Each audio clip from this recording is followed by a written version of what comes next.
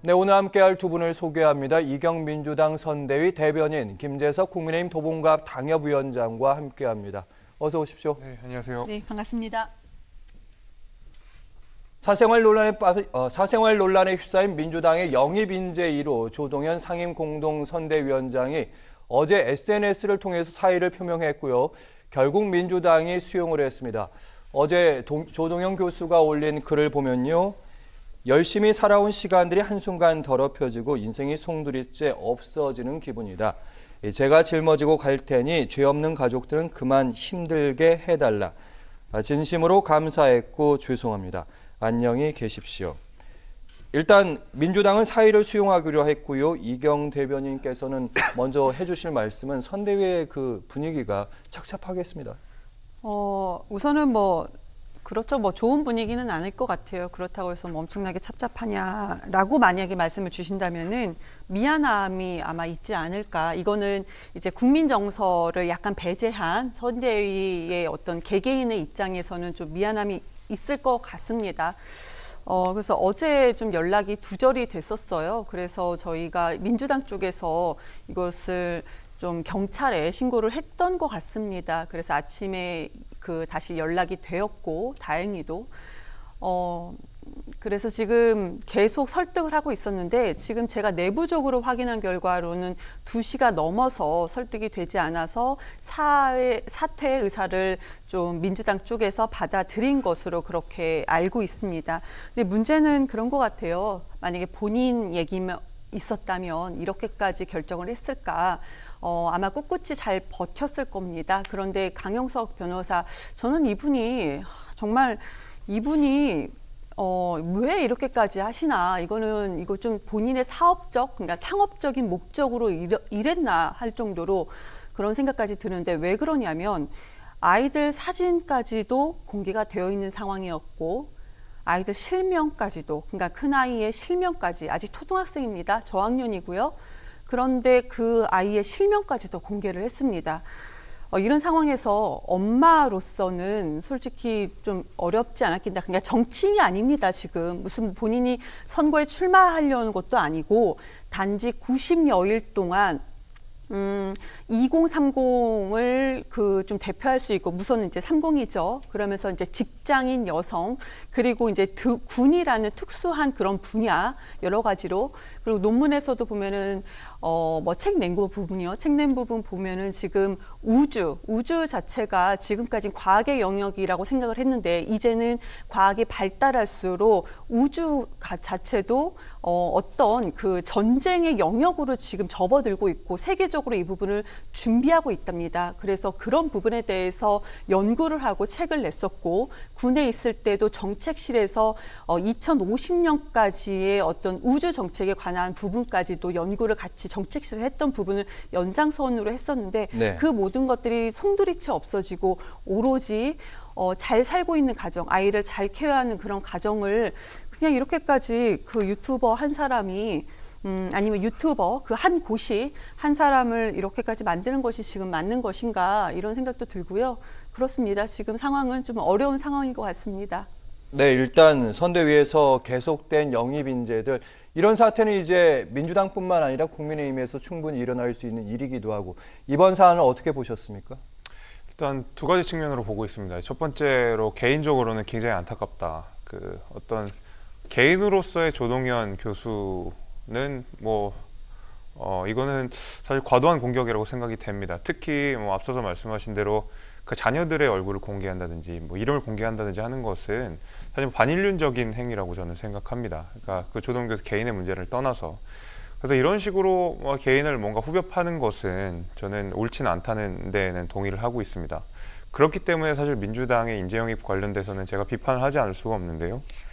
충분히 사실 이런 결과가 있을 거라는 예상을 못하지 않았을 거라고 생각합니다. 정치권이 돌아가는 메커니즘이 사실 있는 것이잖아요. 그것이 옳든 그르든 그것이 어쨌든 정치권에서 이루어지는 빈번하게 일어났던 현상이라고 하면 거기에 대해서 대비를 했다든지 아니면은 조동현 교수께 충분히 설명을 했다든지 아니면 사전에 미리 이에 대한 합의를 충분히 했다든지 그런 거 없이 그냥 개인을 이렇게 연재 영입을 해가지고 굉장히 높은 직책이죠. 아까 전에 90일이라고 말씀하셨지만 이 선대위에서 최고의 의사결정을 하는 사람이기 때문에 단순히 공직자 이상의 어떤 큰 정치적 무게감이 있는 사람입니다. 그래서 뭐 그 무게가 결코 가볍지 않기 때문에 민주당 내에서는 충분히 이에 대한 검증 시스템이라든지 아니면 여기에 대한 사전 고지라든지 충분한 방지 대책을 했었어야 된다고 생각을 하기 때문에 저희 인재 영입과 관련돼서는 비판을 하지 않을 수 없고 개인적으로는 안타까운 생각이 분명히 있습니다. 네, 인재 영입 말씀을 반론은 잠시 후에. 예, 왜냐하면 좀 더 그럴까요? 자세히 저희가 네, 나눌 알겠습니다. 거기 때문에요. 자, 오늘 아침 송영길 대표 긴급 기자회견을 통해서요. 주말쯤에 조 위원장을 만난 뒤에 다시 판단할 예정이라고 말을 했습니다. 일단 송 대표의 발언부터 듣고 오겠습니다.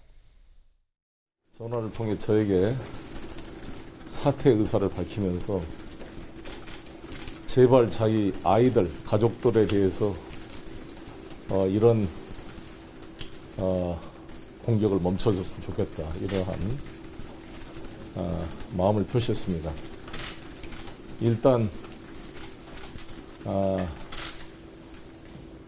이번 주말경 직접 만나서 여러 가지 대화를 나눠보고 판단을 할 생각입니다. 네, 주말쯤에 직접 만나서 직접 얘기를 해보고 그때 가서 판단을 하겠다. 일단 신중한 모습이었는데요. 오늘 사의가 수용이 됐습니다. 일단 이 부분에서는 결정을 좀 빠르게 한 분위기네요. 그렇죠. 아무래도 당에서는 굉장히 큰 부담이 됐을 것 같습니다. 왜냐하면 아까 개인적으로 안타까운 것과는 별개로 사실 인재 영입 1호고 이재명 후보가 굉장히 공을 들여서 그 영입을 했던 인재이기 때문에 여러 가지 사실 이런 논란과 지적들이 있는 것이 선대위 자체에 큰 영향을 좀 줬을 거라고 생각이 되고 그런 면에서 조동현 교수 스스로가 좀 빠른 결단을 한 것이 아닌가. 당에 부담을 주지 않기 위해서 본인이 이렇게 결단을 좀 빨리 내렸고 이에 대해서 지도부도 수용하지 않을 수 없었다라고 생각이 됩니다. 네, 이 부분에 대한 반론 받겠습니다. 선대의 영향이라고 저는 생각하지 않아요. 아이들의 상처, 아이들의 지금 상황, 아이들의 실명과 아이들의 얼굴까지 다 공개된 점. 그래서 아이들의 앞날의 문제로서 지금 결정한 것이고, 그래서 이런 된 부분이다. 그리고 사적인 영역입니다. 우리가 어디까지 사적인 영역과 공적인 영역 어디까지 우리가 검증을 해야 되느냐. 그런데 그러니까 첫 번째 결혼의 아픔 거기까지는 뭐 민주당에서도 파악이 됐던 문제입니다. 그런데 그 유튜버에서 사적인 부분까지 너무 깊게 들어간 부분이 있어요. 그러면 이런 검증을 현재 우리 국회의원, 국민의힘 국회의원도 지금 뭐 전 수석 대변인도 있죠. 이런 검증이 아마 필요할 거라고 생각을 하고 저는 그렇습니다. 영부인이 될 만한 분에 대한 검증도 이것은 사적인 그 영역이 아닙니다. 이 부분은 분명히 공적인 자리입니다. 그래서 깊게 말씀드리지 않아도 이런 부분도 앞으로 공적인 자리에 오를 분이기 때문에 이것보다 더 세밀하게 우리가 검증을 해야 된다라고 생각을 합니다. 마지막으로 인재 영입 말씀 주셨는데요. 인재 영입 문제는 솔직히 민주당만의 문제일까요? 국민의힘도 마찬가지일 겁니다. 뭐 조성은 씨도 있었죠. 인재 영입으로 오신 분. 그래서 지금 인재 영입 아닙니다. 네, 아니에요. 근데 인재 영입 차원이라고 이미 다들 많이 알고 있고요. 그래서 이런 부분에 대해서도 지금 여야가 당신들도 인재 영입을 잘했나 이런 뜻이 아닙니다. 지금 뭐 최근에 와서 갑자기 쇄신의 분위기로 인재 영입을 한다라는 어떤 정치권의 그런 흐름, 분위기, 2030을 바라보는 그런 부분에 대해서도 만약에 국민들께서 오해가 없으시도록 좀 설명해야 될 부분이 있는 것이고 정치권이 좀 시스템을 바꿔야 된다 그런 지적을 하고 싶었던 것입니다. 저 뭐 반론 드리자면요. 뭐 황보승 의원 말씀하시는 것 같은데 황보승 의원은 상임선대위원장이 아닙니다. 그런 면에서 뭐 동일한 기준 뭐 가지고 오시는 건 괜찮은데 저기는 상임선대위원장이기 때문에 당연히 아주 호된 그 비판의 강도가 있을 수밖에 없는 것이고요. 두 번째 송영길 대표가 몇 달 전에 뭐라 그랬냐면 줄리가 영부인 돼도 되겠느냐라고 말씀하셨거든요. 줄리라는 거야말로 철저하게 사생활의 문제 아니겠습니까? 그것이 어떻게 공적인 영역을 가져올 수가 있겠습니까? 그거는 옳다고 생각하세요? 저는 그것도 되게 이해하기 어렵고요. 제가 언급하지 말씀하신 않은 대로요. 줄리까지 말씀을 해주셨네요. 당연히 그거는 송영길 대표가 직접 줄리라고 하셨었어요. 네, 계속 예, 말씀 주세요. 그건 잘하고 네. 여기 상대방이 이제 민주당에 향해서 어떤 비판들을 사생활의 영역으로 철저하게 가리는 것은 옳으냐라고 저는 오히려 대려 지적하고 싶습니다. 우선은 저는 오히려 국회의원이 더 문제다. 왜냐하면 국회의원은 국민의 세금을 받는 사람입니다. 국회의원의 모든 일상이 사적인 부분이 아니고 공적인 부분입니다. 말씀 주셨기 때문에 제가 그분에 대해 간단하게 언급을 드리면 배우자, 남편이 제보를 했던 부분입니다. 그런데 지금 현재까지 아직 국민의 세금으로 월급을 받고 있는 국회의원이에요. 이 부분이 훨씬 더 지적할 만하다. 저는 말씀을 드리는 것입니다. 조동현 씨가 국민의 세금으로 월급 받나요? 아닙니다. 지금 공직자인가요? 아닙니다. 그런 점을 좀 말씀을 드리고 싶은 거고요.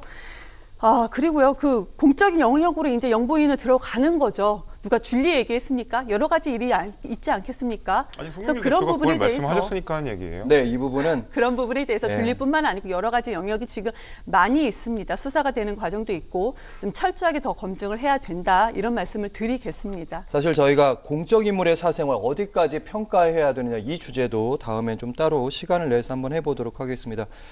일단 조동현 위원장 사의 표명했고요. 수용됐고요. 민주당 이 선대위의 조직 개편을 큰 틀에서 마무리했습니다. 16개이던 선대위 산하본부 6개로 축소를 했고 일단 각 본부 16개에서 6개로 축소됐으니까 상당히 좀 가벼워졌네요. 네. 아래에서 움직이는 그냥 일선 조직들은 아마 그대로일 겁니다. 지금 뭐 크게 달라진 건 없이 좀 발빠르게 움직이고 있다라고 말씀을 드리는 것이고요. 후보자가 얘기했던 것은 기민함입니다. 기민함. 얼마나 후보의 메시지가 기민하게 전달이 되고 우리가 기민하게 대응을 할 수 있는가. 그래서 제가 지난주에도 말씀드렸는데 결제 체계, 공동 무슨 선대위원장이라든지 공동 이렇게 되는 부분이 본부장 6개의 본부로 아주 좀 축소가 되고 지금 현재 저희가 대응하고 있는 부분이 다시 그전에 캠프처럼 발빠르게 움직이고 있다. 그런 평을 언론에서도 받고 우리 또 지지자분들에게도 받고 이재명을 내가 그동안 지지하지 않았는데 지금 움직이는 거 보니까 한번 고려해 보겠다. 이런 말씀도 지금 많이 듣고 있는 상황입니다. 네, 일단 본부장급 인선만 보면 국민의힘보다는 좀 더 신선한 인물들로 좀 채워졌다 이런 평가들이 많은데요.